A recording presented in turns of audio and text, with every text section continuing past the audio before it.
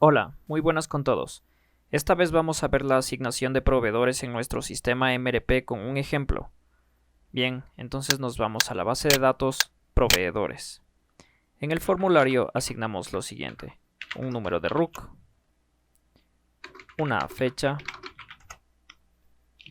un nombre como Romina María,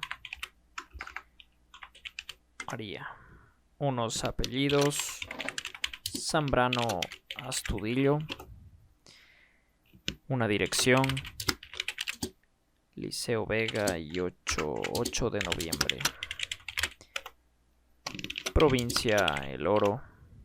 Ciudad de Piñas. Una empresa, pongamos Romina Enterprise. Bien, un número de teléfono. Un número de teléfono 2, no. Un mail como rominaenterprise.com. La web asimismo, www.rominaenterprise.com. Observaciones ninguna.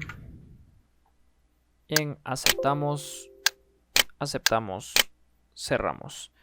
Los proveedores, a diferencia de los clientes, no están integrados a ninguna otra cosa y esta base de datos nos sirve para posibles aumentos de módulos al sistema como cuentas por cobrar y cuentas por pagar.